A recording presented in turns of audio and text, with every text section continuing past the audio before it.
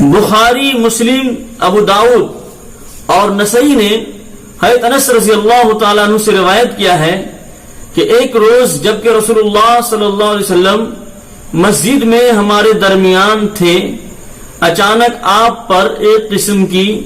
نیند کا غلبہ ہوتا ہے، پھر آپ صلی اللہ علیہ وسلم مسکراتے ہوئے اپنا سر مبارک اٹھاتے ہیں۔ تو صحابی کہتے ہیں کہ ہم نے پوچھا یا رسول اللہ آپ کے ہنسنے کا سبب کیا ہے؟ تو آپ نے فرمایا کہ مجھ پر اسی وقت ایک سورت نازل ہوئی، پھر آپ نے بسم اللہ کے ساتھ سورۃ الکوثر کی تلاوت فرمائی، پھر فرمایا کہ تم جانتے ہو یہ کوثر کیا چیز ہے؟ ہم نے عرض کیا اللہ اور اس کا رسول ہی زیادہ جانتا ہے، اللہ و رسولہ اعلم۔ آپ نے فرمایا یہ نہر جنت ہے جس کا میرے رب نے مجھ سے وعدہ فرمایا ہے، جس میں خیر کثیر ہے، اور وہ حوض ہے جس پر میری امت قیامت کے دن پانی پیے گی، اس کے پانی پینے کے برتن آسمان کے ستاروں کی تعداد میں ہوں گے۔ اس وقت بعض لوگوں کو فرشتے حوض کوثر سے ہٹا رہے ہوں گے، بھگا رہے ہوں گے، تو میں کہوں گا یا میرے رب، اے میرے پروردگار، یہ تو میری امت ہے۔ اللہ تعالیٰ کا ارشاد ہوگا کہ آپ نہیں جانتے اس نے آپ کے بعد نیا دین اختیار کر لیا تھا، لہذا دین کے اندر کوئی نئی چیز پیدا کرنے سے بچنا چاہیے۔ حوض کی صفت میں روایت ہے کہ اس میں 2 پرنالے آسمان سے گریں گے جو نہر کوثر کے پانی سے حوض کو بھر دیں گے، اس کے برتن آسمان کے ستاروں کی تعداد میں ہوں گے۔ اس حدیث سے سورہ کوثر کا سبب نزول بھی معلوم ہوتا ہے اور لفظ کوثر کی تفسیر بھی معلوم ہوتی ہے، یعنی خیر کثیر، اور یہ بھی اس خیر کثیر میں وہ حوض کو بھی شامل ہے جو قیامت میں امت محمدیہ صلی اللہ علیہ وسلم کو سیراب کرے گی۔ اس روایت سے یہ بھی معلوم ہو جاتا ہے، واضح ہو جاتا ہے کہ اصل نہر کوثر جنت کے اندر ہے اور یہ حوض کوثر میدان حشر میں ہوگی۔ اس میں 2 پرنالوں کے ذریعے نہر کوثر کا پانی ڈالا جائے گا۔ اس میں ان روایات کی بھی تطبیق ہو جاتی ہے جس سے معلوم ہوتا ہے کہ حوض کوثر پر امت کا ورود اور دخول جنت سے پہلے ہوگا۔ بعض لوگوں کو حوض کوثر سے ہٹا دینے کا بھی ذکر حدیث پاک کے اندر آیا ہے۔ یہ وہ لوگ ہوں گے جو بعد میں اسلام سے پھر گئے ہوں گے، مرتد ہو گئے ہوں گے، منافق ہو گئے ہوں گے۔ کچھ لوگ ایسے ہوں گے کہ شروع سے اپنے مفاد کے چکر میں منافقانہ اظہار کر کے لوگوں کو بتا رہے ہوں گے کہ ہم مسلمان ہیں، اپنے سیاسی مفاد کے لیے اور سیاسی فائدے کے لیے۔ احادیث صحیحہ میں حوض کوثر کے پانی کی صفائی اور شیرینی اور اس کے کناروں کے جواہرات، موتیاں، ہیرے مرصع ہونے کے متعلق بہت سارے اوصاف مذکور ہیں۔ دنیا میں ان کا کسی چیز پر قیاس ممکن نہیں ہے، قیاس نہیں کیا جا سکتا ہے، ادھارن اور مثال نہیں دی جا سکتی۔ اس سورت کا نزول اگر کفار کے طعنوں کے دفاع میں ہے جیسا کہ معلوم ہوتا ہے، تو آپ کی اولاد نرینہ فوت ہو جانے کی وجہ سے آپ کو ابتر و مقتون نسل، مقتول ذکر قرار دے کر جو کفار کہا کرتے تھے ان کا کام چند روزہ ہے، پھر کوئی نام لینے والا بھی نہ ہوگا۔ یہ کفار تھوڑی دیر کے لیے ہوائی فائرنگ کر لیں، واہ واہی کر لیں اپنے کفار اور مشرکین منافقین کے درمیان، باقی اصل میں ان کفار کا نام لینے والا کوئی نہیں ہوگا۔ تو اس صورت میں طعنہ زنوں کی مکمل تردید ہے کہ محمد صلی اللہ علیہ وسلم کی نسل اور محمد صلی اللہ علیہ وسلم کا نسب صرف اسی دنیا میں نہیں بلکہ ان کی روحانی اولاد کا رشتہ محشر میں بھی محسوس ہوگا اور وہاں بھی دیکھا جائے گا، جہاں وہ تعداد میں تمام امتوں سے زیادہ ہوں گے، ان کا اعزاز و اکرام بھی سب سے زیادہ ہوگا۔ فصل لربک وانحر، نحر اونٹ کی قربانی کو کہا جاتا ہے، جس کا مسنون طریقہ یہ ہے کہ اس کا پاؤں باندھ کر حلقوم میں چھری مار کر خون بہا دینا ہے۔ عرب میں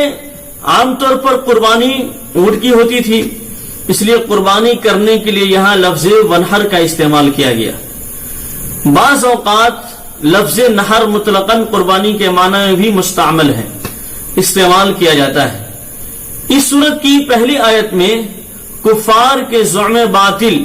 غلط گمان کے خلاف رسول اللہ صلی اللہ علیہ وسلم کو کوثر یعنی دنیا و آخرت کی ہر خیر اور بھلائی کثیر مقدار میں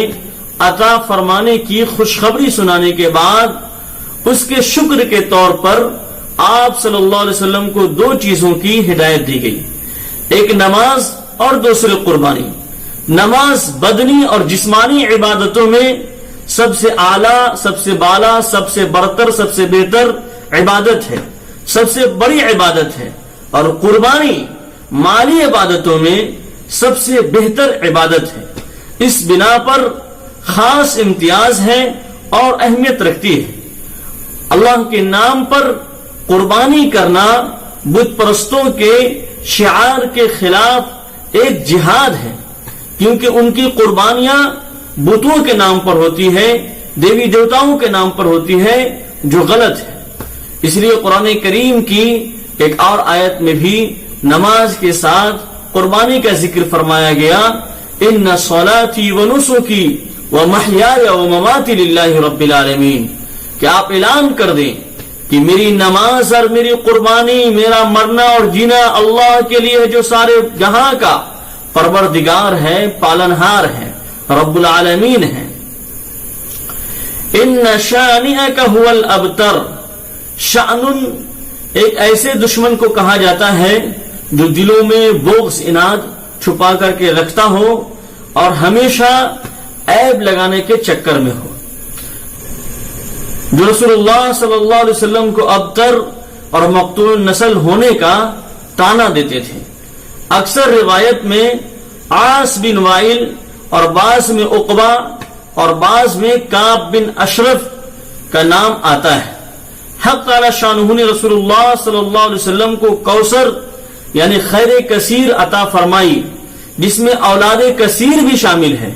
آپ کے لیے اولاد کی کثرت اس لحاظ سے ہے کہ نسبی اولاد بھی آپ صلی اللہ علیہ وسلم کی کچھ کم نہیں ہے، اور پیغمبر چونکہ پوری امت کا باپ ہوتا ہے، نبی پوری امت کا باپ ہوتا ہے، اور پوری امت اس کی اولاد روحانی ہوتی ہے، اور آپ کی امت پچھلے تمام انبیاء کرام کی امتوں سے تعداد میں کہیں زیادہ ہوگی۔ ایک طرف تو ان دشمنوں کی بات کو اس طرح خاک میں ملا دیا، دوسری طرف یہ بھی فرما دیا کہ جو لوگ آپ کو ابتر ہونے کا طعنہ دیتے ہیں، اصل میں وہی منحوس ابتر رہیں گے، مقتول نسل رہیں گے اور مقتول ذکر رہیں گے۔ اب غور کیجئے کہ رسول مقبول صلی اللہ علیہ وسلم کے ذکر کو حق تعالی شانہ نے کیسی رفعت اور بلندی عطا فرمائی اور کیسی عظمت عطا فرمائی کہ آپ کے عہد مبارک سے آج تک پوری دنیا کے چپے چپے پر آپ صلی اللہ علیہ وسلم کا نام مبارک 5 وقت اذانوں میں میناروں سے آپ صلی اللہ علیہ وسلم کا نام اللہ کے نام کے ساتھ پکارا جاتا ہے، اور آخرت میں آپ صلی اللہ علیہ وسلم کو شفاعت کبریٰ کا مقام جو مقام محمود ہے وہ حاصل ہوگا۔ اس کی بالمقابل دنیا کی تاریخ سے پوچھئے کہ عاص بن وائل ہو یا عقبہ ہو یا پھر کعب بن اشرف ہو یا پھر ابو جہل ہو یا ابو لہب ہو یا عتبہ ہو یا شیبہ ہو، ان منحوس کا نام کوئی نہیں جانتا ہے، اور اس کی نسل بھی ہوگی تو وہ بھی اپنے باپ دادا کا نام اپنے نام کے ساتھ جوڑنا فخر نہیں سمجھتے بلکہ عیب سمجھتے ہیں اور نہیں جوڑتے ہیں۔ اس کے علاوہ محمد صلی اللہ علیہ وسلم کی طرف نسبت جوڑتے ہیں، لوگ روحانی نسبت جوڑتے ہیں، برکت حاصل کرتے ہیں، اور اپنے نام کے ساتھ شروع میں محمد لگا لیتے ہیں، محمد جوڑتے ہیں۔ دوستو بزرگوں، آپ صلی اللہ علیہ وسلم کی نواسی کی طرف نسبت کر کے لوگ اپنے نام کے لیے اپنے نام کے آگے حسنی یا حسینی لگاتے ہیں اور دیکھتے ہیں کہ آپ صلی اللہ علیہ وسلم کے نام لیوا کتنا موجود ہے۔ اس لیے کہا گیا کہ نبی آتے رہے آخر میں نبیوں کے امام آئے،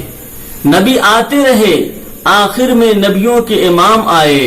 وہ دنیا میں خدا کا لے کر آخری پیام آئے، وہ دنیا میں خدا کا لے کر آخری پیام آئے، وہ ہیں بے شک بشر لیکن تشہد میں اذانوں میں، وہ ہیں بے شک بشر لیکن تشہد میں اذانوں میں، جہاں دیکھو خدا کے بعد ان کا نام آئے۔ اب جو ہندو دھرم کی کتابیں ہیں یا جو بھی دھرم کی کتابیں مانی جاتی ہے، ان تمام پستکوں میں، ان تمام بک میں، کتاب میں محمد صلی اللہ علیہ وسلم کا نام لفظی طور پر اور مانوی طور پر بھی موجود ہے۔ اس لیے کہا جاتا ہے کہ وہ ہیں بے شک بشر لیکن ویدوں میں پرانوں میں، وہ ہیں بے شک بشر لیکن ویدوں میں پرانوں میں، جہاں دیکھو خدا کے بعد ان کا نام آئے۔ تو محمد صلی اللہ علیہ وسلم کا ذکر اور محمد صلی اللہ علیہ وسلم کا تذکرہ، محمد صلی اللہ علیہ وسلم کا نام دنیا کی ہر دھارمک پستک میں اور ہر دھارمک گرنتھ کے اندر موجود ہے۔ لہذا